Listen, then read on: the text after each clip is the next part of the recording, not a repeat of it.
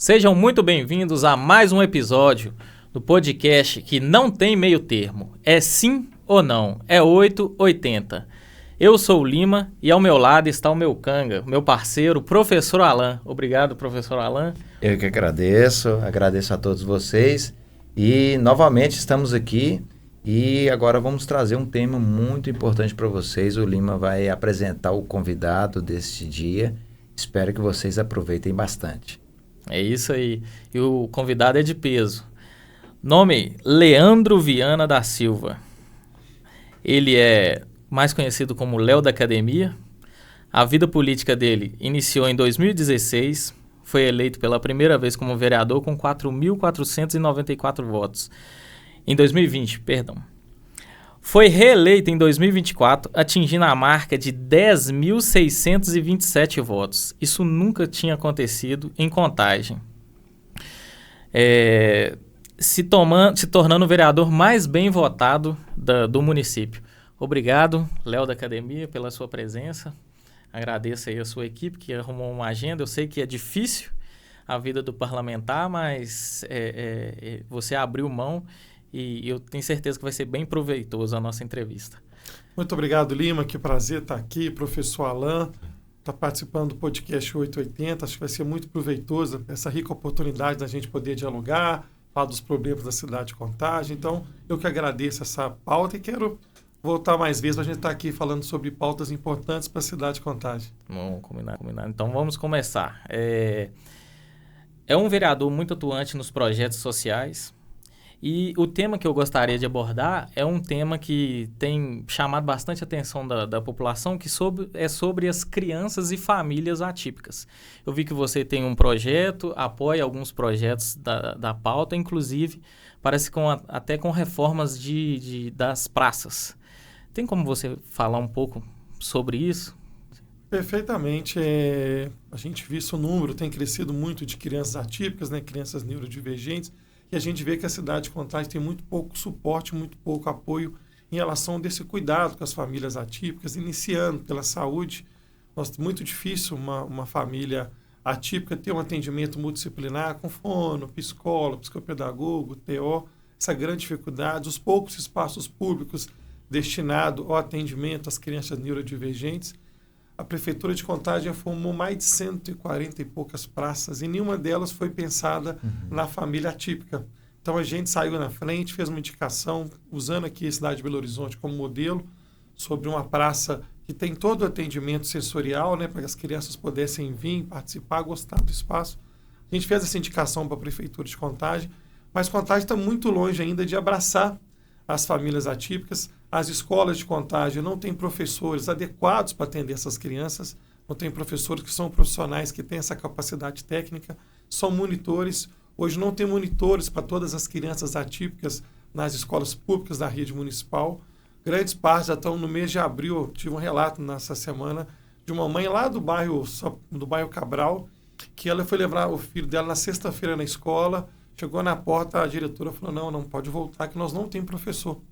Então, nós estamos vivendo uma situação que Contagem não tem ainda monitores para atender. Então, é uma pauta que a gente tem abraçado, tem ajudado. Como vereador, é um pouco limitado, né? Porque o vereador não tem a máquina na mão, ele não executa, ele faz pedido, ele fiscaliza. Mas a gente apoia alguns projetos sociais. Inclusive, amanhã, quinta-feira, o Instituto Diversa 21 vai estar levando 100 crianças com síndrome de Down para o Parque Guanabara. Nós vamos estar participando, grande apoio. No sábado, juntamente com o Sesc Betim em Contagem, vamos ter uma grande ação para abraçar essas famílias com síndrome de Down. E a gente faz inúmeros projetos para a gente tentar atender, leva projetos de lei na Câmara, mas deixar uma atenção aí para o Poder Executivo de Contagem ter esse cuidado, esse carinho com as famílias atípicas e visto, professor Alan, que a grande maioria é mãe solo. Além das crianças precisam de um cuidado, grande parte das mães também precisa ter um atendimento. As mães estão cansadas, as mães estão esgotadas, as mães não vê apoio nenhum, muitos maridos aí não conseguem, por falta de responsabilidade, até de vergonha na cara, ele abandona a mulher nessa situação. Então a grande maioria é mãe solo, muitas vezes vai nos locais, tem aquele preconceito ainda, não existe a inclusão, muitas vezes chega no local, as pessoas ainda repudiam, as pessoas tratam mal, as pessoas não sabem absorver isso. Então precisa de um atendimento do poder público, de um cuidado especial, e a prefeitura tem deixado, infelizmente, a desejar nesse impacto de uma cidade que é extremamente próspera, que é a cidade de Contagem, que teria tudo para ter um espaço, a cidade dos autistas, um espaço para atender as crianças atípicas, mas a gente vai continuar lutando com a certeza que vai ter a sensibilidade do poder público para atender essas crianças da forma que elas merecem. Bacana. E quando que começou a sua vida política? Quando surgiu aquela luz? Não, eu quero representar o povo na Câmara Municipal de Contagem. Na verdade, nunca imaginei na minha vida mexer com política. Nunca fui politizado, nunca fiz campanha para nenhum deputado, para nenhum vereador. A política nunca bateu na porta da minha casa da forma de entrar. Minha família sempre repudiou muito a política. Na criação do meu pai e da minha mãe, eles falavam que a política quem fazia era a gente. A gente que tinha que acordar cedo, tinha que trabalhar muito, tinha que lutar, que essa política vinha da gente. Não acreditava realmente na política. Eu abri minha academia com 20 anos de idade, muito novo, lá no bairro Novo Riacho, em 2009. E eu fiz um voto com Deus. Falei, se o Senhor me abençoar, a academia der certo, eu faço algo para retribuir. Eu monto algum projeto social e muita dificuldade, não tinha 30% do valor de montar uma academia. Abri a academia com 20 anos de idade, montei um pequeno projeto social lá na academia mesmo. Eu dava aula de ginástica de terceira idade, dava um funcional para as crianças. E esse projeto foi crescendo e Deus foi me prosperando. Abri outra academia em Birité, montei um projeto social. Abri outra academia em Belo Horizonte, montei um projeto social. Parece que eu peguei a veia de Deus me abençoar. Eu abri a academia, abençoava as pessoas, em contrapartida, Deus estava me abençoando, me prosperando, e abri algumas academias em várias cidades diferentes. Só que Contagem, por ser nascido e criado no bairro Novo Riacho, o projeto foi crescendo. Fui amigos voluntários para ajudar, e quando eu vi já tinha uma amplitude muito grande. Em 2015 foi meu casamento, eu tive que convidar mais de 1.000 pessoas, tanto de gente que eu já conhecia, aí eu comecei a ver que tinha uma veia política. A academia tinha passado mais de 6.000 alunos, tinha ajudado mais de 3.500 pessoas no projeto social, e o povo já falava. E eu ficava assim, mexer com isso não, como é que saber de política? Em 2016 eu pensei em sair candidato, entrei no partido que só tinha 6 candidatos, não tinha como ganhar a eleição, que tem todo um coeficiente, tem que montar uma chapa, tem que atingir um número para eleger o primeiro vereador. Meu partido tinha 6 candidatos, era impossível ganhar a eleição. Não fiz campanha, fiquei dentro da academia em 2016, tive 1.783 votos. Todo mundo assustou. Poxa, o cara não fez um material, não fez um panfleto, ele tem uma votação dessa sem... E não quis mais mexer, não ganhei, não gostei, não apoiei prefeito nenhum, voltei para a academia com os projetos. Quando chegou em 2019 era muito forte, o pessoal já não estava todo mundo falando, não tinha como mais eu esquivar da política e sair candidato a vereador, fomos eleito com 494 e eu dividi a minha vida política com a minha vida empresarial. Hoje não, hoje eu só tenho minha vida política. Hoje eu não mexo mais com os negócios, tem academias ainda, tem outros negócios, mas hoje eu consigo passar para parentes, minha mãe cuida, tem sócio meu que cuida, hoje eu só fico na política. Então eu tive um salto de 494 para 10.627, realmente com uma dedicação integral, só com a política. Hoje eu só faço política, eu trabalho atendendo as pessoas, eu acordo de manhã, de madrugada, o tempo inteiro e atendendo as demandas. A gente percebeu que você tem sim, uma veia social, porque dentro da sua própria fala, você fala a respeito, né, do trabalho de empreendedor e, como consequência, como fruto desse trabalho de empreendedor, um trabalho social ali em forma de agradecer a Deus pelo que você recebeu. Não, então vou trabalhar aqui, vou ajudar o povo fazendo um projeto social e tal.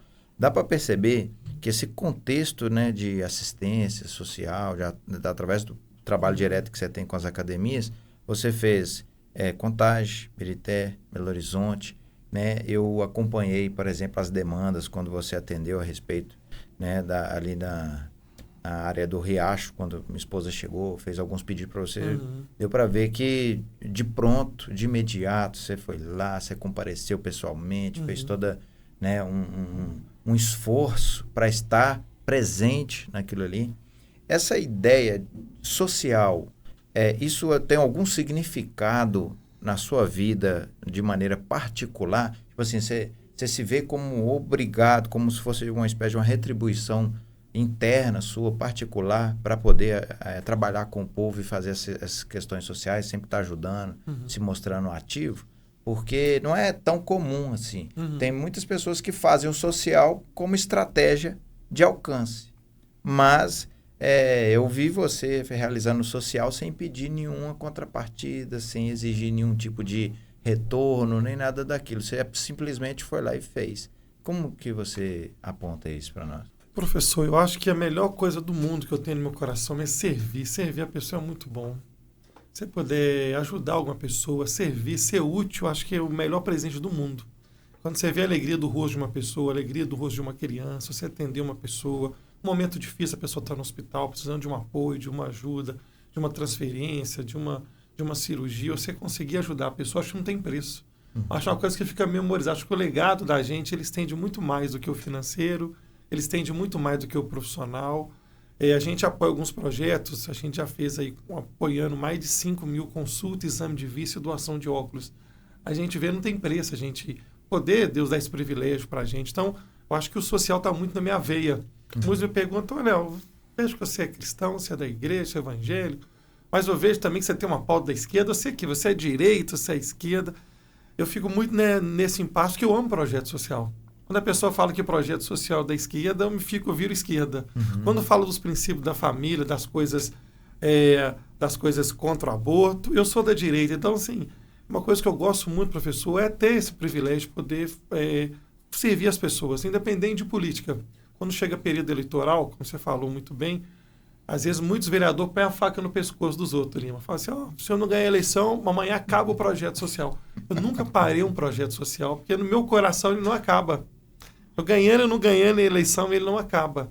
Eu estando fora hoje da política, o projeto social continua. Então, assim, é uma coisa que eu gosto muito. Mais me encanta na política é poder impactar a vida das pessoas. É mais gostoso do que entregar uma obra, de entregar um prédio, de entregar um viaduto, uma trincheira. O mais gostoso é aquele impacto na vida da pessoa. A pessoa fala, nossa, eu fiz um curso, a gente apoia um projeto que faz curso de cuidador de idoso, por exemplo. Eu vou lá no hospital municipal, um tanto de senhora me cumprimentando. Eu estou aqui cuidando de um paciente, você está lembrado de mim? Eu olho, meu Deus do céu, já formou quase 2.000 cuidadoras de idosos. Nossa, eu formei no seu curso. Eu estive lá e me dá um abraço gostoso. Vi uma criança na rua. Um dia para trás a gente fez um projeto que chama Aparelho para Todos. O Instituto Mato Chelli, com o nosso apoio, estava dando um aparelho gratuito para a criança. O aparelho, a pasta, a documentação. Eu passei esses dias para trás na rua, uma criança, deve ter uma menininha de uns 6, 7 anos, passando com o pai de mandado, ele me gritou e fez o sorrisão, o aparelho que eu fiz lá no seu projeto. Eu olhei para a carinha dela, aquele olhar brilhando, a gente não tem preço isso, né? Acho que é muito mais do que qualquer outra coisa, acho que é muito mais do que um legado, é muito mais estar na Câmara ali, brigando, pautando. Acho que o social é o que mais me encanta mesmo na política. E hoje você ocupa qual cargo lá na Câmara? Eu sou secretário-geral lá da mesa, né? Vai ter um presidente, o vice, eu estou na mesa diretora hoje, responsável de pautar algumas pautas para ser votada na Câmara, fazendo um trabalho de assessoria, de apoio lá com o presidente. Aí tem as comissões também, como você está na diretoria, você não pode participar das comissões, é um trabalho mais administrativo mesmo. É interessante essa parte mais de centro. Você disse que hora está na esquerda, hora está na direita, depende da pauta. E eu creio que até o brasileiro ele está cansado de polarização. Porque tem que ser sempre um lado, tem que ser sempre direita, tem que ser sempre esquerda. E eu até creio que será agora a pauta de 2026 algum partido ou um candidato que consiga unir as duas partes. E eu creio que você já está fazendo isso lá na Câmara dos Vereadores. Sobre a eleição de 2026, tem alguma novidade que já possa soltar, algum spoiler? Porque você se esquivou da política desde a academia, mas a gente vê que o propósito de Deus aí está te empurrando cada vez mais. Você recebeu na primeira 4.000 e quase 5.000 votos e agora passou dos 10.000. Realmente é bem expressivo esses números. Quem já participou de reunião de síndico sabe o quanto é difícil você conquistar um voto. Se candidata pelo menos... é o mais difícil. Do vizinho é o mais difícil, viu, Lima? Difícil. Agora imagina mais de 10.000 votos. Realmente eles estão reconhecendo o seu trabalho.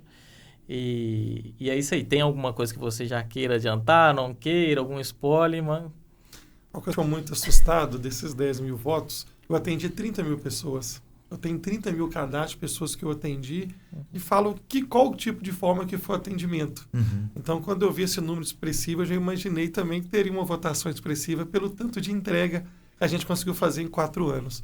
Em relação de 2026, agora a gente passa por um processo eleitoral extremamente importante, né? Uma campanha presidencial, na situação que vive hoje o país, uma campanha para governo, para Senado, para deputados também. É um momento muito importante. Eu não posso esquivar de contribuir nesse momento também, apoiar algum candidato que a gente acredita. Nós vamos estar participando. Não serei candidato, tive várias pesquisas na cidade de Contagem, pontuando meu nome para sair candidato.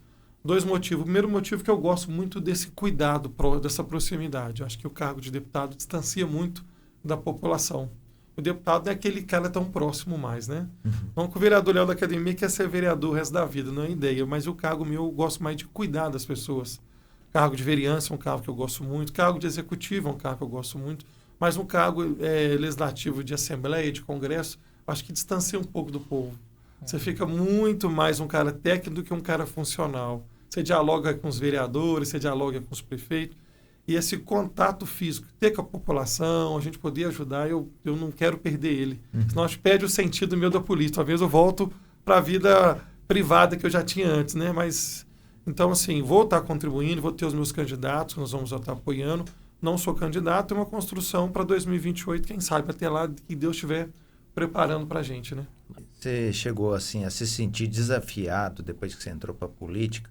Ou já, assim, já ficou surpreso ao entrar e ter aquela... Por exemplo, no caso que a gente com a polícia, né? A gente sempre imagina uma coisa antes de ser. Quando você entra, você percebe que é totalmente diferente do que esperava.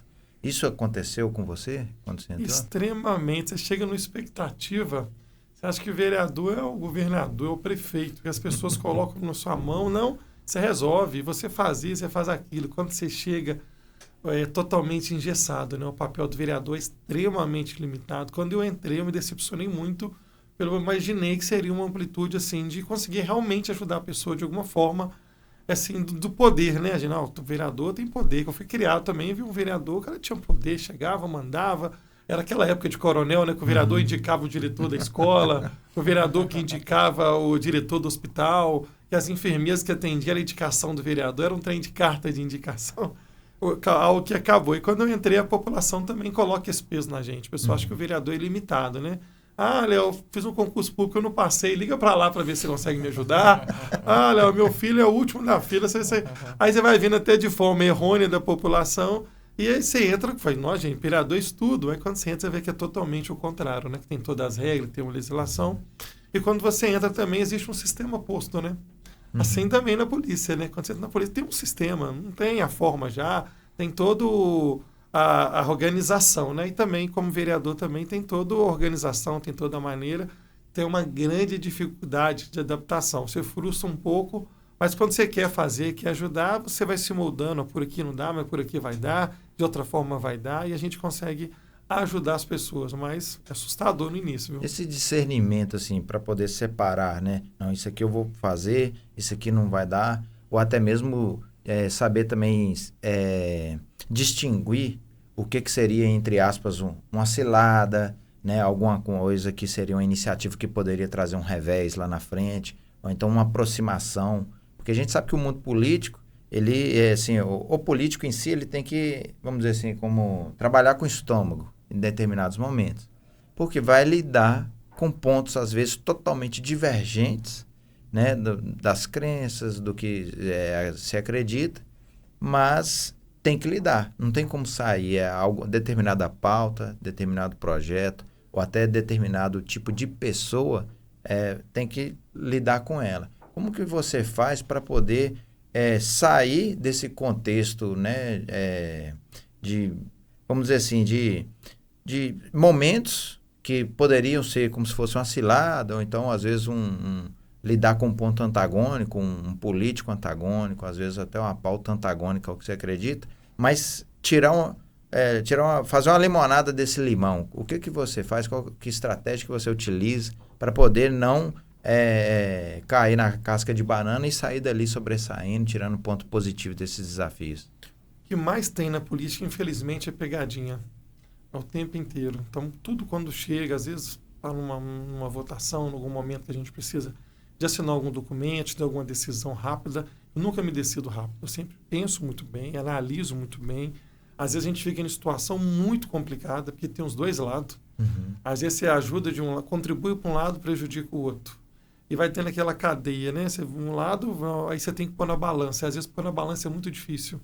Às vezes tem votação que você tira o sono à noite. Não, mas eu tenho que votar uma votação que vai ser em relação votou ontem, da Previdência de Contagem, do futuro, né? Dos aposentados da cidade de Contagem. Aí você vê algumas pautas do sindicato, vê algumas pautas da prefeitura, tenta fazer alguma emenda para tentar chegar no meio do caminho, entregar. Só que às vezes não consegue chegar no consenso.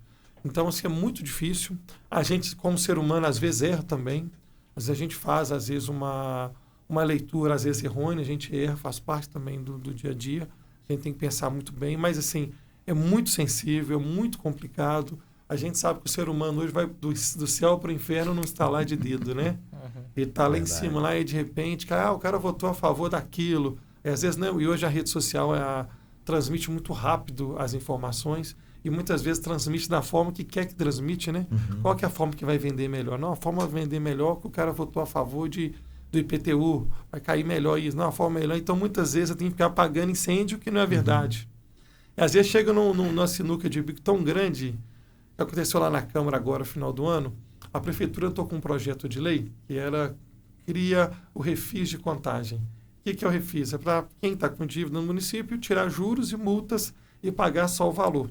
Aí peguei o projeto, era uma indicação minha, eu sou muito a favor do refis, do Procontagem, todo ano a gente fazia o refis, e as pessoas não estão conseguindo pagar, aí vira uma bola de neve, né? A prefeitura primeiro que a prefeitura não é banco para cobrar juros e multa. Acho que quem cobrar juros e multa é banco. Sim. A prefeitura tem juros e multa alto.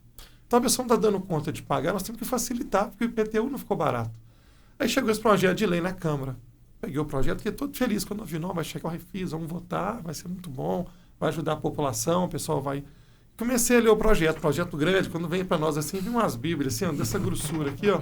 Aí tem que também ter uma assessoria muito boa, porque muita coisa que é escrita é de acordo com o inciso tal, do artigo tal, do parágrafo tal. Você lê o negócio, ele nada com nada, porque ele não descreve, ele não especifica nitidamente o que ele quer dizer. Coloquei na mão de alguns advogados que trabalham com a gente, o cara puxou e falou, olha, ó, nós estamos com 3 pontos aqui. O primeiro ponto é o refis, que é muito bom. O segundo ponto está aumentando o ITBI de 2,75 para 3. Vamos tornar um dos ITBI mais caros da grande BH. Quem for comprar ou vender imóvel já está pagando 2,75, vai pagar 3, vai ficar ainda mais caro.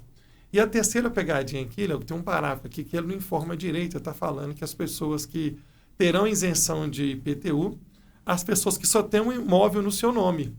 Eles mudaram a redação. Tem isenção de um imóvel que é aposentado. Isso é muito perigoso.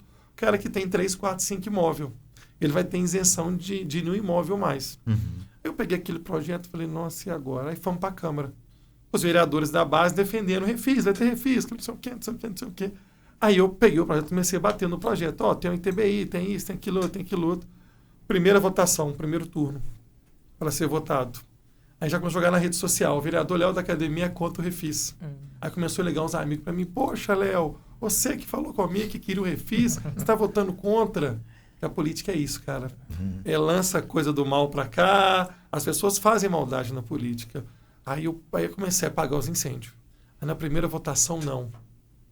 Aí colocaram algumas pessoas lá, vaiaram, xingaram. Eu falei, nossa, meu Deus, gente, que aberração. Porque é um projeto que a gente fala que é um Frankenstein. Ele vem em 3 partes diferentes. Ele começa bonito, no meio ele fica feio, no final ele fica terrível. Votei no primeiro turno, você tem 2 turnos. Fiz abstenção, nem sim nem não. Falei no microfone, gente, vamos estudar o projeto. Se alterar isso e isso, eu voto sim. Se não alterar, eu voto não. Nós temos mais um prazo para escolher. Abstenção no primeiro turno. No segundo turno, eu votei contrário, porque não mudou o projeto. E fui muito penalizado. Só que agora a conta chegou em janeiro. Mais de 60 mil contribuintes começaram a pagar IPTU na cidade de Contagem. Quando veio, eu já cheguei também dando voador de duas penas na porta, né? Falei, agora é a hora, né? Eu era o vilão, eu que fui contra o refis. Aí então a gente entrou. Quando eu entrei que esse projeto, a prefeitura fez um decreto aberração também contra a lei. Esse decreto começou a não olhar mais o índice cadastral, olhar o lote. Então, assim, dando como exemplo, a gente pega várias situações lá que a gente fica entre a cruz e a espada. Aí tem que pedir muito discernimento para Deus, tem que pedir direção, chamar os colegas, os amigos, os assessores que estão próximos, dialogar. Que às vezes nem sempre vai ser pauta também, que vai ser popular, né? Exatamente. Às vezes você tem que fazer uma votação lá que não é popular. Mas é o certo, naquele momento exige. O dinheiro está lá para pagar só isso. Não pode fazer politicagem em cima. Eu sou contra fazer politicagem. Olha, não tem condição da gente fazer um negócio porque não tem dinheiro. Eu vou votar a favor e falar que vai fazer? Não tem dinheiro. Eu tenho que votar de acordo com coerência, né? Mas a gente cai muito nessas lutas aí e pegadinha o tempo inteiro. Jabuti, se não tiver atento, ali nos projetos. você não tem muitos colegas vereadores lá na Câmara, lá, ainda mais os novatos, pega muita pegadinha.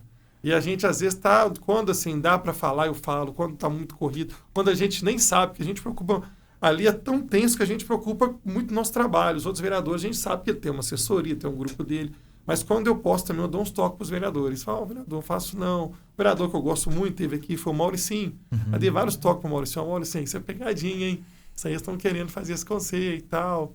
Então, assim, me acaba que se o vereador não tiver essa atenção, ele acaba errando, ele acaba contratando advogado, que não é advogado legislativo, né? Advogado que entende direito legislativo, é advogado de outras causas, advogado também não pega as pegadinhas.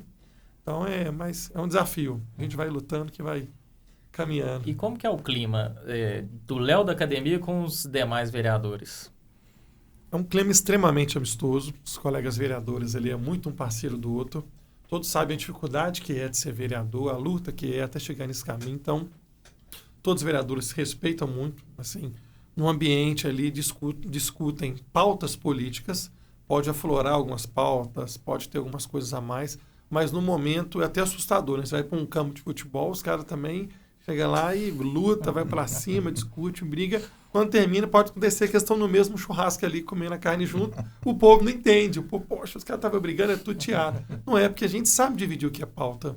Se é pauta política, eu estou lá discutindo uma pauta com uma vereadora, posso sair de lá irritada, ela irritada, a gente entrar em debate diferente com outro vereador. Mas quando sai na antessala ali, tem um café, tem um almoço. Senão a gente tem que se relacionar ali, acabou o momento. Então, naquele momento que é de pautas, é um momento que a gente realmente tem que defender as pessoas que votaram na gente, defender as pautas, mas nos outros momentos é extremamente amistoso, respeitoso, de conversa, de diálogo. Hoje, com a polarização, dificulta um pouco muito, quando é os candidatos muito polarizados hoje, acaba tendo alguns problemas, né? Um vereador edita uma fala de um, joga na rede social, uma edita do outro, mas mesmo assim se respeitam muito.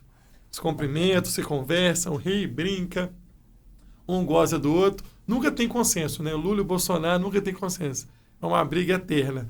Mas, assim, a relação é muito amistosa, muito boa. Tem algum projeto que você queira já adiantar? Algum projeto da sua autoria ou de algum parceiro que esteja na Câmara?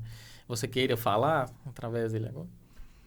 Eu já apresentei vários projetos muito importantes na cidade de Contagem. Um projeto contra a pedofilia, projeto contra a causa animal. A gente apresentou vários projetos, alguns aprovados. A grande dificuldade hoje é que a gente cria muita expectativa com o projeto de lei. E a gente constrói o projeto, faz o projeto de lei, apresenta na Câmara, ele tem que ser tramitado em todas as comissões, aprovado, vai para a Procuradoria do município, da Câmara, é aprovado, vai para a Câmara para ser votado, você tem que chamar os vereadores, conversar, tem que ter essa boa relação. Se não tiver relação, você não aprova nada na Câmara. Tem 25 colegas que tem que estar muito bem, com 24 colegas, com você 25, tem que estar muito bem. Depois que aprova em primeiro turno, aprova em segundo turno, vai para a prefeitura. Cabe à prefeita sancionar ou não sancionar. Aí a prefeita sanciona, vira um projeto de lei. Você, nossa, graças a Deus, sonhava com isso, queria isso. Virou um projeto de lei, mas de repente o projeto saiu no DOC, só que não é efetivo o negócio. O negócio não muda a vida de ninguém. Não muda nada. Então, assim, a gente tem muito projeto de lei, apresentamos muito. Eu deixo até às vezes, porque a gente cria uma expectativa tão boa, tão gostosa com a população, mas quando chega na hora H, o negócio não funciona. Levou um projeto agora da fibromialgia para se tornar uma questão das pessoas que sofrem fibromialgia ter direitos, ter prioridade. O projeto já foi aprovado, já foi sancionado pela prefeitura, mas ainda não foi efetivado. A gente fala com a população, Léo, fui aqui no banco, não tive preferência. Léo, fui em tal lugar, não tive. Mas é uma lei. Aí cabe, não dá para a gente sair brigando com todo mundo. No banco, aqui, ó, você não está respeitando a lei aqui. Isso é o papel do município. Então, a gente leva muitos projetos, mas às vezes frustra muito isso. Que a prefeitura realmente não coloca para funcionar o projeto. Então, assim, a gente tem vários projetos, nem divulgo tanto, para não criar essa falsa expectativa da população que, mesmo aprovado, cabe à sensibilidade do executivo. Eu creio que agora que o brasileiro de 2018 para frente que está estudando política, que o que imperou na população brasileira, você começou a citar aí da sua família, que é aquele jargão de que política e religião não se discutem. Verdade. E quanto tempo vamos colocar assim, as velhas raposas se escoraram nesse discurso e colocando na cabeça da pessoa mesmo, política não se discute, religião não se discute. Enquanto isso, ele iria fazendo política.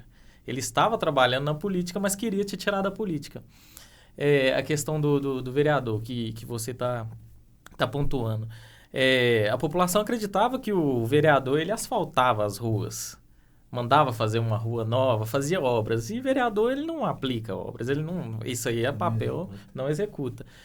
Isso aí é papel do executivo, da prefeitura. Então, eu creio que a população está amadurecendo quanto a isso, estudando política. E a tendência é cada vez melhorar. E vamos ver se a gente acaba aí com essa polarização, né? E um fato aí muito nos preocupa hoje é os extremismos, né? Agora a política, graças a Deus, de 2018, as pessoas estão mais antenadas na política. Como você diz muito bem, aquele toma lá da cá, daquele voto pelo tijolo, pelo cimento, pelo saco de areia. Ele, graças a Deus, já se foi. Hoje é uma política pública com constância, né? A pessoa que está ali na região defendendo as pautas, está defendendo as pautas da cidade. Mas cresceu muito a política, politizou muito, mas de uma forma ainda que tem que ser muito avaliada, porque o extremismo no lugar não é bom, né? Se tiver um policial militar extremista, é muito ruim, né? Uhum. O cara não vai ter diálogo, o cara vai para lá e vai fazer alguma besteira. Uhum. Quando o cara é muito empolgado, ele faz uma besteira, né? Às vezes o cara tá ali muito empolgado. Tem um amigo meu que se tornou policial militar, o sonho dele era para Rotan. O sonho dele era para Rotan, e ele tentou, antes era na polícia, era dono de academia, mas tá na Rotan, tá na polícia, aí entrou, foi pra bicicletinha, não sei como é que fala, pedala, frustradíssimo, não, meu, Rotan, entrou, foi pra Rotan na época, entrou na Rotan, na primeira e já chegou todo aquele jeito, né, sangue no olho, né, Rotan, que tentou, mudou o estilo dele, com a gente ele mudou, a gente saía solteiro nessa época, quando a gente foi num restaurante, ele tratou mal o garçom, tratou mal todo mundo. Se o cara ficou, falou, demora mais 20 minutos. Aí eu já não gostei mais dele. Falei, não, poxa, o cara mudou tanto, a gente era tão amigo, não acho que o ser humano tem que manter a essência. Ele foi para Rotan e ele foi fazer foi numa favela, né, fazer uma atuação, né, um trabalho, não sei as palavras que vocês usam, foi numa favela. E chegou lá e deu uma troca de tiro, tudo que ele queria. Falei, nossa, troca de tiro, tudo que eu queria. Aí ele entrou e deu um tiro e acertou um rapaz. O rapaz morreu. Quando o rapaz caiu no chão, a mãe dele veio correndo, gritando. Nossa, meu filho. Naquele momento, a realidade dele caiu, ele teve um choque. Não sei como é que acontece, mas ele teve um choque. Ele parou assim, dando tiro ainda, ele parou, ele travou todo. Ele falou, meu Deus, eu matei um cara.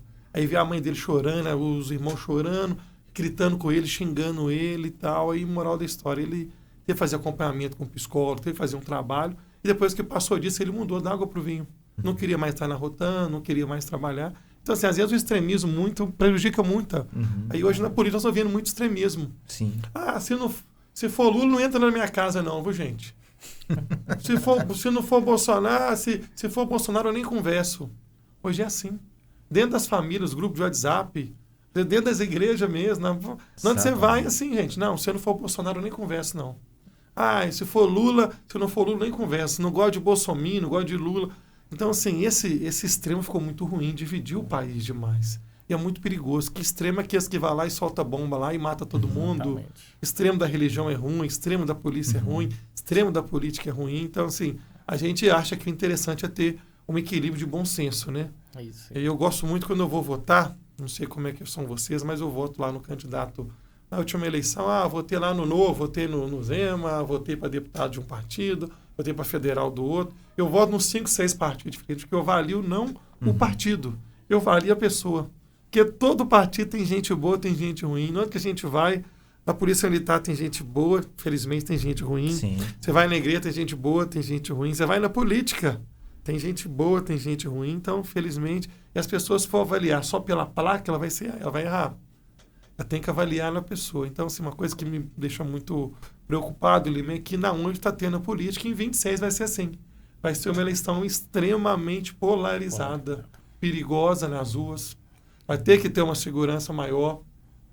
Uma eleição que vai ter aí... Nós vamos ter vários problemas, vários desgastes, vários fake news, várias brigas. As pessoas vão assistir um debate na televisão. No debate na televisão, as pessoas ficam pautando. E você que fez isso? E você que fez aquilo? Você não vê uma proposta sequer. Eu vi agora em 2024, na Prefeitura de Contagem, eleição para prefeito e vereador. A gente teve uma eleição para prefeito muito ruim em 2024. Foram 2 candidatos, extrema-direita e extrema-esquerda. O da extrema-direita não falou em proposta nenhuma para o município. Ele ficou o tempo inteiro batendo no da esquerda. E acabou que as pessoas, o que você tem para saúde? Você tem para educação? Você tem para segurança? E na Câmara de Contagem, às vezes, também fica chato. Porque fica só falando de polarização. As ruas tá puro buraco, os matos tá mais alto que esse podcast aqui. A cidade tem... O vereador tem que saber o tamanho dele. O tamanho do vereador não é discutir pauta, se banco master, discutir pauta de ministro. Às vezes o vereador faz repúdio contra ministro. O vereador vai receber um ofício, um vereador lá de Contagem que está repudiando. Gente, é muito pequeno, vamos cuidar da nossa cidade. Então, assim, acaba que até na Câmara fica chata, às vezes, aquela brigaiada. Aí um fala, um xinga, outro fala outro. Eu levanto, vou. Eu tenho mensagem para responder, vou responder minhas mensagens. Eu tenho que atender o pessoal. As pessoas esquecem por causa, infelizmente, desse extremo, né, que é muito ruim. Esses extremistas, eles se utilizam muito das redes sociais para poder propagar, né, justamente esses ideais tão extremos, né, e meio que fazer um antagonismo com os seus rivais e tal. Mas eu percebo, assim, que a respeito dessa polarização, o Lima falou que a respeito que a população ela está se conscientizando politicamente e toda vez quando você se abre os olhos, por exemplo, né, quando a gente... eu falo como cristão aqui, quando eu me converti, eu saí do ateísmo e me converti, eu fiquei deslumbrado. Mas ao mesmo tempo que fiquei deslumbrado, eu tive que assumir uma posição de fé em que eu tive que ser radical com o mundo. Então, era aquele momento inicial de paixão pela fé, e falou assim, não, aqui não tem pecado não, aqui não sei o que e tal, e você pega firme e vai, se precisar rasgar no peito, você rasga e vai. Aí depois vai passando um tempo, você vai amadurecendo, vai percebendo que nem tudo é ferro e fogo, vai percebendo que algumas coisas são possível tolerar, a tolerância se torna uma virtude, e aí, através dessa virtude, você vai lidando com posicionamentos. Por exemplo, antigamente o cristão, ele deixava às vezes de conversar com um familiar, vamos supor, um evangélico deixava de conversar com um católico, ou então, às vezes, um parente que é espírita, ou alguma coisa do tipo, e ficava aquela rixa, ou seja... se entregou para o amor, mas o amor não está em si, porque não consegue exercer essa tolerância, né? E a política, eu percebo que esse movimento de consciência ele primeiro fez com que aqueles que se conscientizaram assumissem um lado. E aqueles que às vezes não se conscientizaram foram empurrados para o outro lado, porque os que assumiram falaram, não, eu não faço parte daquilo que você faz, então você está aqui. Aí eu te rotulo e você me rotula. Mas você não se assume, você não se posiciona. Na realidade, fala, não, eu não sou isso que você está falando, mas você que é. E aí começa aquela acusação, uma briga. Aí você vê, por exemplo, né, o senhor acabou de mencionar, né, que os vereadores discutem ferrenhamente ali no palco das votações, mas... depois, num outro momento, estão ali reunidos, até às vezes comem junto, né? Confraternizam, ali se socializam.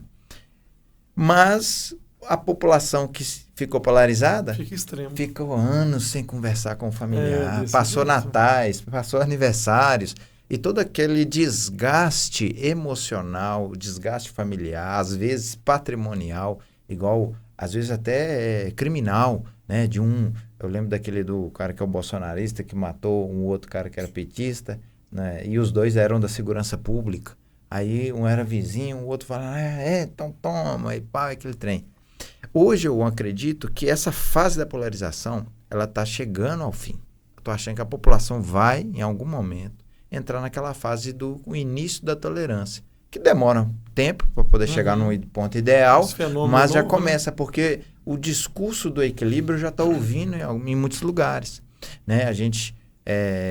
Eu escuto isso na academia, nas aulas, né, que a gente dá, que a gente ministra, na segurança pública a gente vê esse discurso já em voga com certa frequência.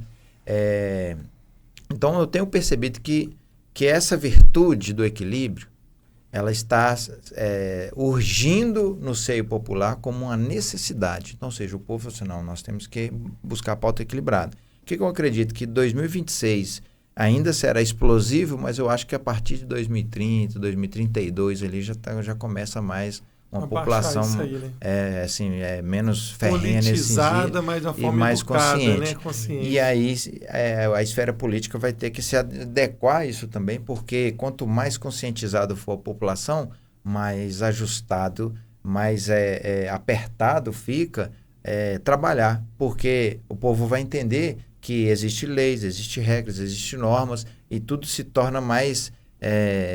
o nosso sistema ele é burocratizado, então, ou seja, tudo vai ficar mais difícil de ser colocado, a cobrança vai ser maior, a exigência, falando, mas isso aqui você não pode, isso aqui você não deveria, por que você fez e tal, impeachment, não sei o quê.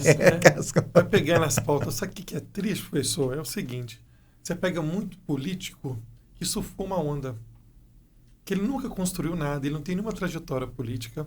Ele fica 4 anos no poder, ele não fez nada para o município, nada para o Estado, nada para o Brasil, não fez nada.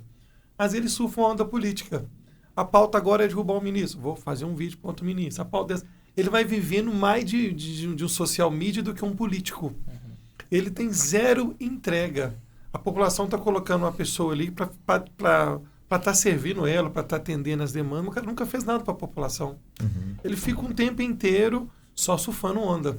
Surfando onda. Agora a onda é o Bolsonaro. Vou pro Bolsonaro. Agora a onda é o Lula. Fica surfando onda, mas ele tem zero entrega. Ele tem zero trabalho, tem zero comprometimento. E a gente cria uma nova geração de político preguiçoso, que não sai de casa, que tem uma excelente rede social, tem vários marqueteiros bons, tem um social media, tem um espaço para gravar vídeo, mas ele não conhece o que é povo. Ele vai pra rua, as pessoas não conhecem ele. Eu fico, às vezes, abismado. Eu sou um político muito popular. Eu rodo na rua todos os dias. Quando eu chego na rua, as pessoas vêm me abraçar, vêm me cumprimentar, as pessoas gostam de mim. Eu saio com um político que está num nível muito mais alto do que eu, um deputado federal, um deputado estadual. Não, eu sou dessa região aqui. Ninguém vai nem cumprimentar o cara. Porque o povo não conhece, não tem empatia. É um candidato assim, muito frio, é de rede social somente. Isso é por causa do extremismo. Isso é por causa de pauta. A pessoa vota porque, o cara... Eu só voto naquele candidato porque é o candidato fulano. E os caras surfam nisso. O cara tira proveito disso, os caras fazem isso. Mas vai ver, tem 3 mandatos, 2 mandatos, 4 mandatos. Nunca teve entrega nenhuma. Muito triste. Eu tenho uma situação engraçada que eu recebi uma demanda de um senhor que ele me ligou muito bravo. Ele fazia uma cirurgia no joelho. Consultou com o médico para fazer um risco cirúrgico, o médico do SUS. Chegou no médico lá para fazer a cirurgia dele, o risco cirúrgico e tal. Sentou, um pouquinho antes de sentar para ser atendido, o médico era bolsonarista, até cristão, cara. Aí sentou lá, o cara fez algum comentário negativo contra o Lula. E o cara estava sentado, ele extremamente Lula. O problema. Ele rebateu o cara, o médico rebateu de volta, ele rebateu de volta. Começou a discussão dos dois. O médico falou, uma coisa, eu não faço mais sua cirurgia. Eu não faço mais sua cirurgia. A demanda que chegou pra mim. Isso. Falei, e aí, o que eu faço? 2 caras sentou, tá no risco cirúrgico, o médico brigou com o cara por causa de Lula e Bolsonaro. Olha que aí passou alguns dias, eu tava conversando com esse rapaz, ele falou comigo, você acredita que o médico pegou meu contato, me ligou pra pedir desculpa? Ele foi pedir... o médico pediu, que ele sentiu, né? A pessoa tem um temor de Deus, ele sentiu que errou. O cara, mas não perdoei, não. Eu falei, eu não perdoo, não gosto de bolsonarista, por causa de uma cirurgia, pra você ver. Olha como é que tá grave nível, a situação, né? E o nível. O médico deixou de ser profissional, o cara não aguentou um comentário, né? Tá assim, é complicado mesmo. Eu vejo assim, lá na igreja o pastor teve a ideia de colocar na escola bíblica, apresentar o que é a direita e o que é a esquerda. Aí ele fez uma consulta com os membros e falou assim, o que vocês acham? Colocar isso na escola bíblica e tal, para o pessoal entender e qual que relação que isso tem com a fé. Para desmistificar também, né, que um determinado lado é cristão, está alinhado com as coisas de Deus e o outro não está, para tirar isso também. E eu falei assim, olha, é o seguinte, eu sou a favor desde que apresente os pontos positivos e negativos de ambos os lados. Legal, porque aí você vai colocar em voga e mostrar para quem ainda não está conscientizado né? Que, olha, os dois lados têm pontos negativos, mas os dois lados também têm pontos positivos, dá para trabalhar. Porque aí as pessoas vão entender que não precisa demonizar o outro, né? Por exemplo, igual eu sou conservador, eu não preciso demonizar uma pessoa que é do PT. A minha tia, por exemplo, é fundadora do PSTU. A minha tia é uma excelente pessoa maravilhosa. Fez um bom trabalho, ajudou. Entendeu? Né? Então, assim, é uma pessoa maravilhosa. Eu vou demonizar ela? Não, pelo contrário. Essa semana mesmo a gente estava discutindo a respeito sobre violência doméstica, coisas relacionadas. E aí eu vejo o seu papel como vereador, e a gente eu e o Lima já discutimos isso antes. Falou assim, olha, o Léo da academia é diferenciado. Não foi? É diferenciado. Porque ele consegue pegar esses dois pontos e falou assim, não, vamos pegar aqui, vamos pegar o que é positivo de um e de outro e trabalhar. Você, se fosse hoje falar para a sociedade, o que você falaria para ela escapar dessa polarização? O que você entregaria para ela? O melhor conselho? Hoje nós temos uma rede social, a gente consegue avaliar o trabalho do político todo. A gente fala que conhece a árvore pelo fruto, né? Não é muito falar. Falar, todo mundo fala, né? Então, assim, a primeira coisa é avaliar o candidato, o que ele fez, o que ele teve de entrega, o que ele teve de trabalho. Às vezes você entra no perfil de um Instagram de um político, ele tem um tanto de matéria de jornal, vai jogando matéria de jornal lá. Já percebeu? O pessoal de casa vai ver que é assim, cheio de matéria de jornal. Qual que é o trabalho do político? O que ele fez entrega como parlamentar? Ele mandou recurso para onde? Ele acompanhou o recurso dele? Se realmente o dinheiro aconteceu, o dinheiro esteve lá? O que ele aprovou? Qual o projeto de lei dele? Se é o executivo, o que ele trouxe para o município de melhoria? Ia ficar falando é fácil. Então, hoje nós temos essa ferramenta na mão que é a rede social. A população está próxima. Vê o trabalho, puxa os antecedentes do político, vamos conhecer esse cara aqui. O que ele está fazendo no dia a dia dele? Como é que ele está aplicando? O tempo dele, a gente paga o salário dele. O que ele está fazendo nesse tempo que ele está? Então, assim, começar a avaliar o político, não a sigla partidária. Quando a gente avalia a sigla partidária, a gente erra demais, porque agora nós estamos tendo essa dança das cadeiras, né? Começa um deputado que é do partido tal, foi do partido tal. Você vai perceber que o tempo inteiro que tinha um candidato que era da extrema esquerda, foi para a extrema direita, um da direita foi para a esquerda, um foi para o centro. Todos estão preocupados só de uma coisa, uma boa chapa, que eles consigam ganhar a reeleição de novo. Esse que é uma chapa que tem candidatos menos competitivos, que a votação deles consiga ganhar. Eles não estão preocupados. Falar que o Brasil tem partido, o Brasil não tem partido ainda. Partido, os próprios políticos ficam trançando o tempo inteiro dos partidos. Então não tem como falar assim, o Brasil realmente existe o direito, existe o esquerdo. O Nicolas soltou uma nota que ele ia sair do PL se o PL aceitar um tanto de candidato. O PL estava aceitando até o Cunha. Saiu no jornal todo. O Valdemar Costa Neto sentou com o Cunha. Aí, assim, não de que o país existe extrema-direita, extrema-esquerda, existe um momento, existe uma estratégia política, existe um momento de matemática. Naquele momento, ele falou assim, peraí, começar a entrar esse tanto de cara aí, eu vou para outro partido. Isso aconteceu, ele até falou que ia para o Novo, depois a gente sabe o que aconteceu, mas, infelizmente, a dica que eu dou para a população é essa, é ter um cuidado. O seu voto é muito valioso, é muito precioso. Você tem aí, em 2 anos, para você poder escolher o seu futuro. Então, cabe à sua mão, faça seu voto com muita responsabilidade, não venda seu voto. Hoje as pessoas vendem voto ainda, diminuiu bastante. As pessoas vendem muito voto. Aquela calada da noite, a pessoa vem lá, uma cesta básica, é um dinheiro na porta da escola, isso acontece ainda, infelizmente. Só que a pessoa não está pensando no futuro dela, nem dos filhos dela. Então, olha com muito zelo, olha a rede social, vê o trabalho da pessoa, se a pessoa realmente tem entrega, aí sim você vota nela, que é para estar te representando efetivamente. Senão você está votando em mais uma rede social. Você vai estar deixando mais uma influência no YouTube aí, Instagram, que não é objetivo nosso não. E política é tão sério, tão importante esse tema, que muitas pessoas questionam a idade mínima, por exemplo, para ser presidente da República. E eu sou a favor da idade mínima de 35 anos. Por quê? A minha cabeça hoje, eu tenho 34 anos. A minha cabeça hoje é totalmente diferente de quando eu tinha 18. Perfeito. Com certeza. Então, hoje eu sou bem mais maduro, eu sei fazer os pesos, eu tenho os pesos e contrapesos, principalmente depois. Vou te dar um exemplo da religião, que eu sou cristão, conservador, e aí eu só abri essa visão depois que eu comecei a polir a pedra bruta. E antes eu olhava para a Igreja Católica como inimigo. Eu já olhava com um olhar crítico. Eles estão adorando santo. Ia lá em Ouro Preto, eu queria achar um erro. Hoje, eu aprendi a olhar o lado bom. Alguém tirou o seu tempo, tirou o seu dinheiro e construiu aquilo ali para Deus, não é o mesmo Deus? Aí a gente passa a olhar sempre o lado bom das coisas. Por exemplo, o PT, ele só tem pauta ruim? Não, ele tem coisas boas. O PL, ele só tem coisas boas? Não, ele também tem coisas ruins. Embora eu seja conservador, eu tenho que admitir que tem coisas ruins. E aí nós temos que saber medir, dosar. Isso aqui vai ser bom para a população. Isso aqui não vai ser bom. E é isso que torna a democracia salutar. Verdade. A gente não é contra a oposição. Muito pelo contrário. A oposição ela é necessária na democracia. Sem oposição não tem democracia. Se for só direita também, infelizmente as pautas sociais elas vão ser deixadas de lado. E aí entra mais o lado da esquerda para dosar. O lado do empresário, que não pode ser esquecido. O empresário que gera renda, que gera riqueza, mas também o social não pode ser esquecido. Com toda certeza. Até fui uma vez num debate, num podcast, me perguntaram, Léo, você é a favor do Bolsa Família? Você estava falando sobre os moradores de situação de rua em Contagem? Você é a favor de ter os auxílios? Eu falei assim, eu sou a favor quando o auxílio é muito bem aplicado. Pega uma mãe solo que não tem tempo para trabalhar. Estou falando de criança atípica. A mãe não tem tempo. A vida dela é só cuidar do filho.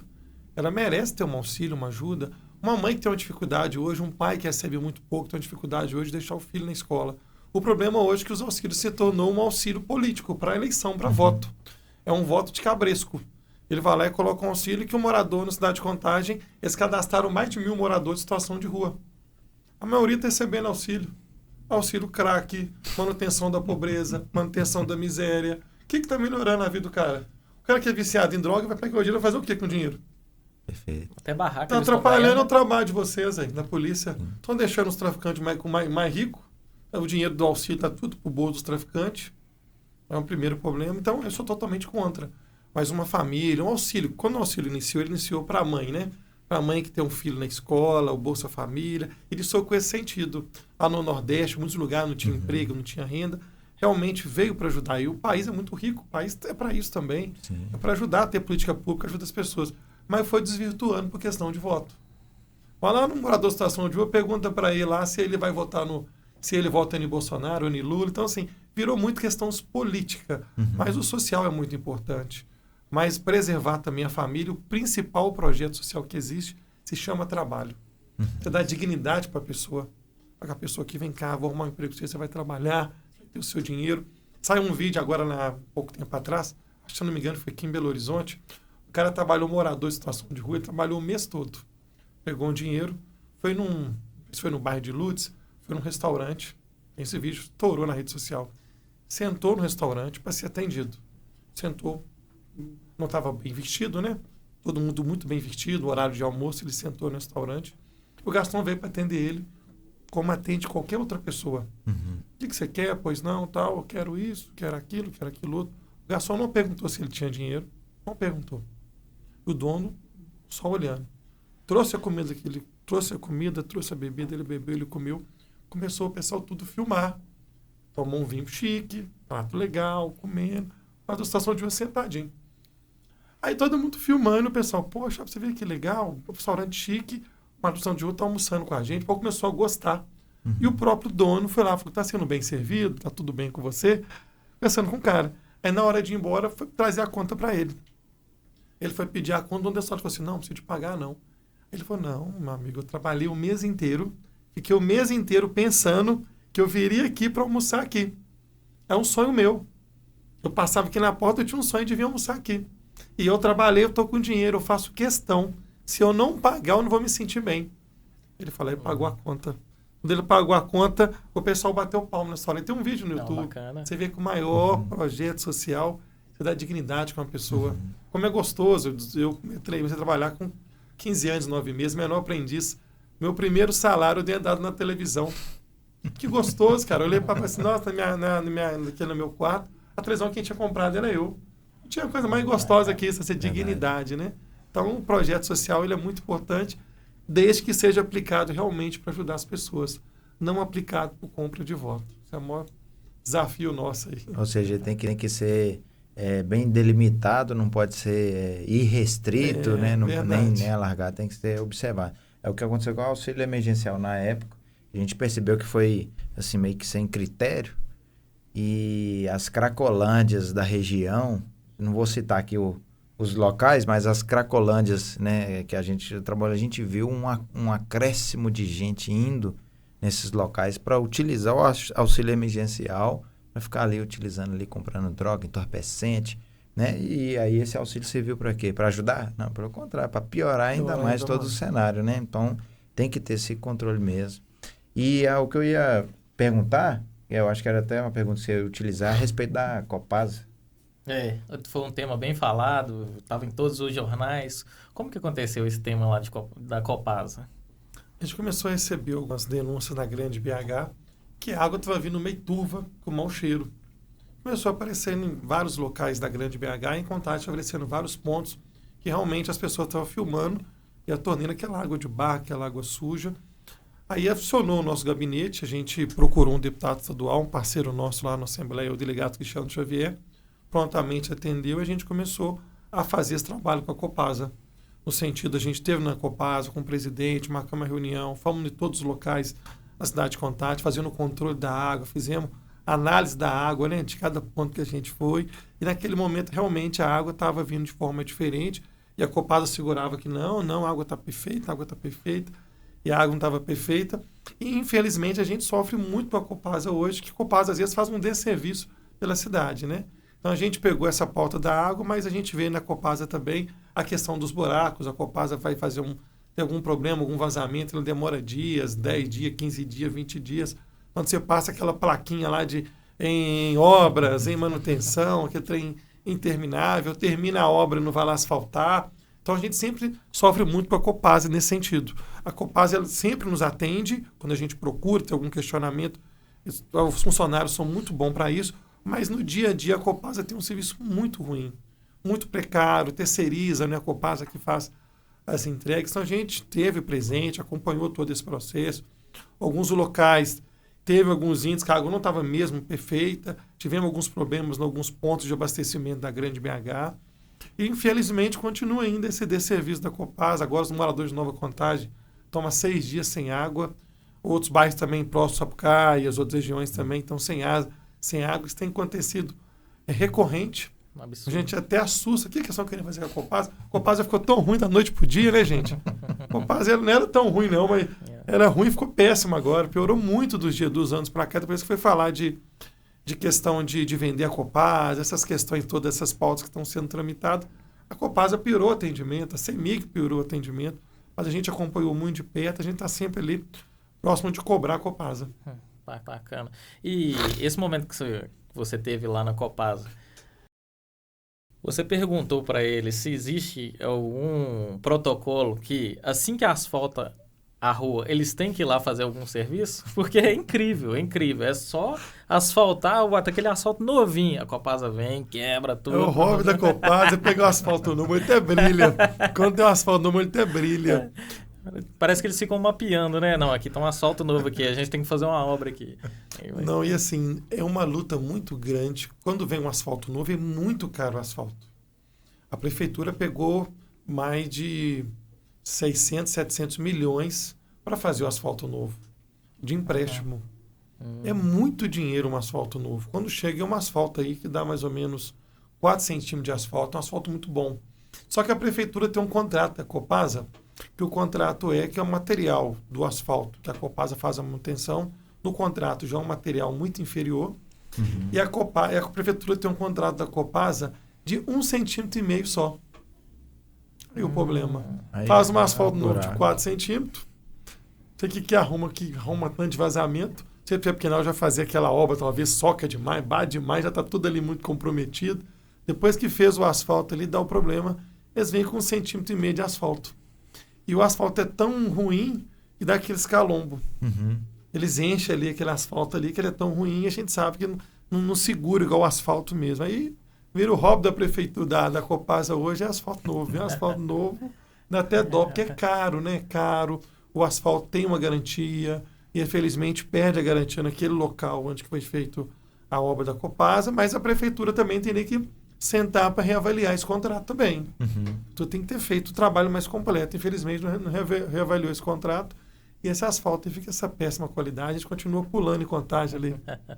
Terrível. É igual a Avenida Carmelita Drummond de Diniz. Nossa, a pior Dias de Oliveira, A Carmelita e Dias de Oliveira. Estou aqui com o Rodrigo aqui, ele mora ali no Maracanã. Passou na Carmelita ali na Dilson. Prefeitura fez um compromisso, foi que tinha havido um recurso do Rodrigo Pacheco, que iria recapear. A população está esperando até hoje, prefeitura. Tem 2 anos que a Carmelita Drummond e a Dias de Oliveira estão esperando esse asfalto novo. Que ele é horrível. Que rua ruim de asfalto, cheio de buraco. Quem mora ali tem que comprar caminhonete ou jipe. Nossa, tá doido aí. Carro pequeno não aguenta aquilo ali. Você tem mais alguma pergunta? O Rodoanel, população ali da região do Nascentes Imperiais, Estâncias Imperiais, Tropical, pessoal muito preocupado, né? Porque, salvo engano, recentemente tinha ouvido falar que tinha um pessoal colocando umas plaquinhas representando a empresa que tinha ganhado a licitação do Estado, né, para poder trabalhar o Rodoanel, e aí parece que há alguns emissários dessa empresa consultando a população a respeito de algumas coisas lá, e aí deixando um contato no portão do pessoal para que eles possam fazer uma reunião, uma tratativa a respeito do imóvel, e aí a população fica meio que com receio, né? Tipo assim, será que meu imóvel vai ser desapropriado? Será que eu vou ser indenizado na medida que eu gastei aqui no meu imóvel? Se eu não vou ter prejuízo ou não? Se isso vai atrapalhar a minha vida, se não vai? Então, assim, o que o senhor tem para poder falar a respeito aí? O que o senhor sabe a respeito desse projeto gigantesco, né? Se isso vai interferir na população nos próximos 2 anos, se não vai, se vai mudar o projeto? A população paga um pato de uma falta de diálogo. A Prefeitura de Contagem, o governo do Estado, nunca dialogou realmente, sentar na mesa de forma de discutir. O governador Romeu Zema trouxe um projeto pronto, com o traçado do Rodoanel para passar por aqui, por aqui, por aqui. Contagem, Betim, não teve tanto, não abriu para diálogo. Acho que política se constrói com diálogo. E começou a virar uma queda de braço. Do momento que a Prefeitura não quis, o de Betim não quis, de Contagem não quis, o Zema falou, eu tenho mais poder, eu tenho mais força, eu vou fazer da minha forma. E chegou o momento que foi para o Ministério Público, foi para a Justiça. E tem aí, o governo do Estado não tem dialogado com o município de Contagem. E a população tem sofrido, porque a gente não sabe se realmente o cara é da empresa mesmo, se é a empresa mesmo. Sei lá, fazendo marcação, colocando esses piquetes dentro do terreno das pessoas. A pessoa não sabe se pode reformar a casa, pode vender a casa, totalmente não fica sabendo dos ocorridos. A Prefeitura fala muito pouco, tem pouco diálogo com Nascentes Imperiais. A gente sabe que existe ali 3 pontos para se considerar. O primeiro que tem algumas pessoas que moram debaixo de uma rede da CEMIG, né? Aquelas redes grandes de transformador, aquelas de postes de antenas, né? Grandes torres, ali, né? De torres, perfeito. E ali, realmente, a CEMIG vai ter que indenizar aquelas pessoas, é um ponto. Existe algum ponto das pessoas que vão ser indenizadas, que vão passar no meio do traçado mesmo. E existe um ponto que as pessoas vão continuar ali e a Prefeitura tem que trazer benfeitoria. Tem que chegar o asfalto em muitas ruas Nascentes Imperiais. Só que esse diálogo não está tendo. A Prefeitura não consegue sentar com a população e explicar. Não senta com o governo do Estado. A gente teve uma pauta aí da bacia B3, que quando a Marília e o Zema chegou no mesmo local, o Zema falou que a Marília pediu a assessoria da Marília para se retirar, porque o Zema queria gravar um vídeo, não queria aparecer a Marília no vídeo. Você vendo essa situação. Olha o nível. Rede social é bom, mas é ruim, né, cara? Dá licença, quer gravar meu vídeo? Olha para você ver, gente, o governador e uma prefeita chegar nesse sentido. Então, ela, naquele momento, assim, não tem esse diálogo. Isso é porque polarização. Sim. Se eu tirar uma foto que não é do PT, eu tô frito. Se eu subir no palco, mulher do PT, eu tô frito. Não, se eu tivesse sentado com um cara da direita, eles vão agora me nortear como candidato da direita. Tudo por causa disso. Infelizmente, quem tem sofrido muito é a população. Já levei requerimentos sobre esse assunto também, pedindo à Prefeitura esclarecimento, pedindo à Prefeitura reunião para estar dialogando. E a Prefeitura, até o impasse, a Prefeitura não sabe. Que a obra é do governo do Estado, o governo do Estado não repassa para a Prefeitura. Então, a Prefeitura, às vezes, passa por mentirosa. Vem cá, o professor Alain, é assim.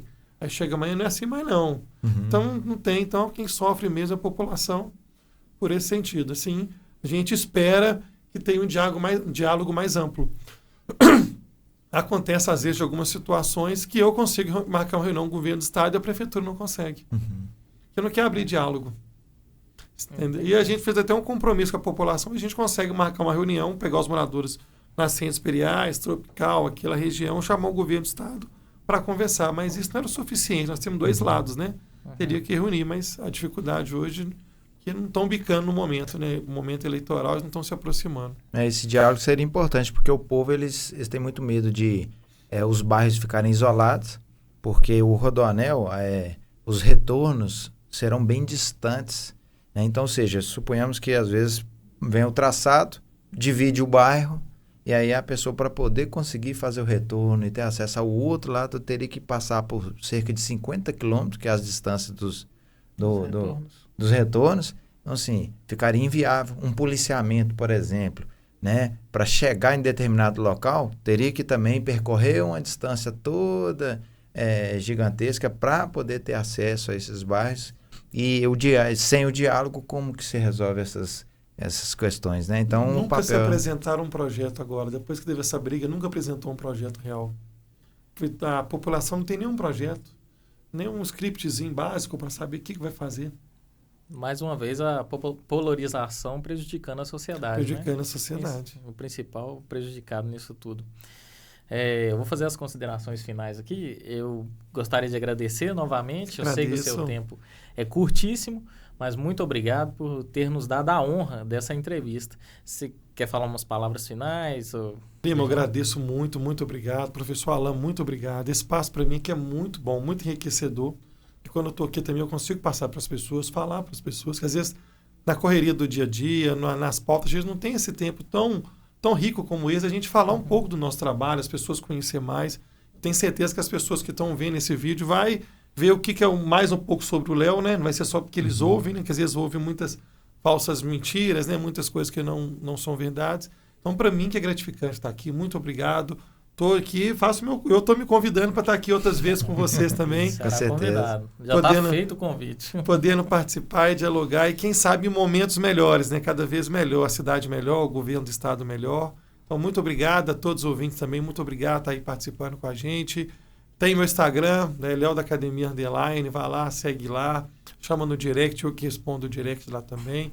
Estou à disposição para estar atendendo a população aí, gente. Muito obrigado. Obrigado aos senhores também. Obrigado. Fala nossas considerações finais aí. Já quero agradecer, né? Já considero você um parceiro já de algum tempo, né? Através dessa ponte que a minha esposa faz contigo aí. E eu sei que você sempre está atendendo as demandas, então, pessoal de Contagem aí, pode entrar em contato com o Léo da Academia. Ele é muito solícito, ele sempre atende, tá bom? É um parceiro também com outros parlamentares, que a gente percebe essa articulação. Então, isso é um ponto positivo muito importante, que tem que ser analisado por nós que somos eleitores, para saber que o nosso voto não vai ser não vai ser aplicado de maneira errada, né? Tem que ter a articulação, o diálogo. E que Deus abençoe a sua vida. Amém. Que Deus abençoe a sua família, o seu Amém. trabalho. Esse trabalho político, ele é um ministério, porque está abençoando vidas, está representando ali o que há de mais importante dentro da filosofia cristã, que é o amor, a caridade, o cuidado, né? Então, que Deus os abençoe, te proteja contra as palavras, né, malditas, o agora, as ciladas, as armas forjadas. E conte sempre conosco, que a gente está à disposição. Obrigado. Tanto o Lima quanto a mim, né? E assim, espero que a gente possa ter, inclusive, novos convites para tratar, quem sabe, às vezes, até de novos cargos, né? Quem sabe, às vezes, a gente não tiver aí no executivo também, né? Às vezes, esses problemas pontuais que não consegue ter diálogo, às vezes você lá consegue resolver isso aí com mais facilidade, porque a gente percebe que você consegue transitar, né, por entre essas camadas antagônicas. Então, no mais, que Deus te abençoe. Muito obrigado por estar aqui, tá bom? E tamo junto. Tamo junto, obrigado. Muito obrigado para quem ficou até agora, e até o próximo capítulo.